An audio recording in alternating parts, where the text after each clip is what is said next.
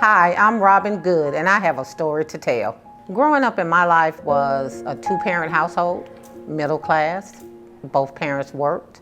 We were raised pretty good, you know. Growing up, we had everything we needed, most of what we wanted. So life was good growing up, as I know it. I got introduced to drugs after I moved to Ohio. I moved to Ohio at a time in my life when I was separated from my husband. I had a son out of wedlock after that. And I left and went to Ohio to try to get my life together, see where I wanted to go, what I was doing. And during that time, I lost my father, which he's the person that taught me into moving to Ohio, to kind of give my life a better turn, at least we thought. During that time, came into some people that introduced me to crack cocaine. I could blame them for it. I could use them as an excuse. I can use my dad as an excuse, my mother being mean.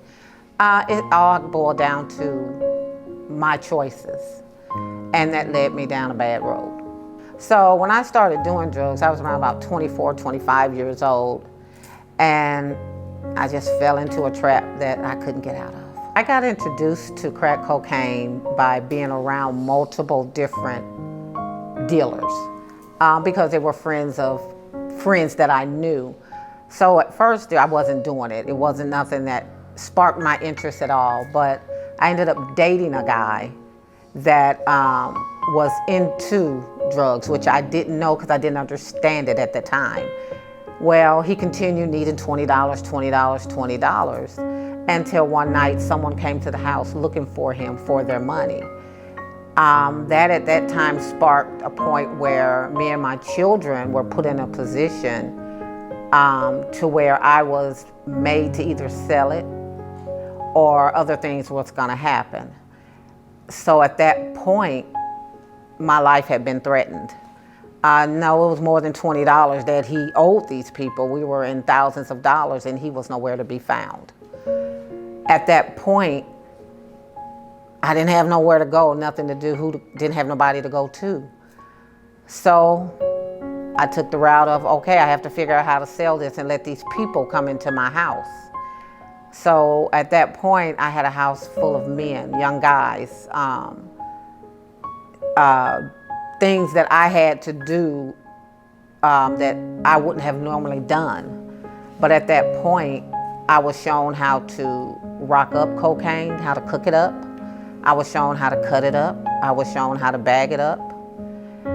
That led to eventually people taking it from me because I didn't know what I was doing, and they thought I did know what I was doing because so much of it had got stolen and taken that he owed. They assumed I really did. At that point, when I felt, okay, they're gonna kill me because this is what they're saying, I figured why not try it because, I mean, he's gonna kill me anyway. At that point, the guy that owed them the money came home. He came home with the threats of killing me to take what I had. So, if I'm gonna die, why not try it? Stupid, but I did it. And from there, it became a high that I tried to get again and again and again. And I was hooked for 9 years. I found myself with this drug. It took me to my lowest point ever in my life. I thought I had been at my lowest point. Crack cocaine has no filters. It took me to selling my body with other women, multiple men. I did everything but steal from my own family. I did whatever it took until I understood how I could make money and sell it and have what I needed. But before all of that, I did everything that anyone else possibly did to get it. So with that being said, I came to a place where the guy I had been with was in jail.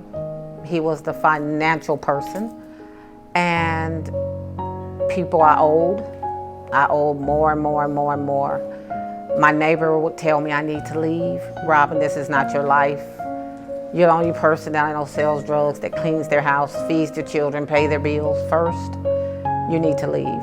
So finally one day, my son's father called me and he told me to come home. He had custody of his children. He lived in Georgia, come home. I wasn't ready that day. About a week later, I went on a bad binge and I really owed money. I called him back and told him I was coming home. At that point, I let the lady know that I was leaving. I asked her to shut my house up, get everything out of it that had names or anything on it. I asked her to burn it up at her house, take it and put it in her trash. Me and my children left with what we had on our backs in book bags. And we caught a bus and we were gone. So in my life, as I got to Georgia, I was introduced to Pastor Chris, at that time with Miracle Ministries, by a coworker. She asked me to come go to this particular youth event with her. I went. He was preaching that night, and I'll never forget it. Never, ever will I forget it to this day. How bad do you want it? How bad do you want it? And that still resonates with me today. And that was in 1997, 98. And he spoke some things that you would thought somebody told him about me. But it was no way that he knew because they didn't know. He spoke to someone being in my home that was in bondage. And no one else knew this man was in my home, in bondage, with a pocket full of something he had no business having. But Pastor Chris spoke this and said these things need to be let go of. And so that drew me to Miracle Ministries, which is now Destiny Global.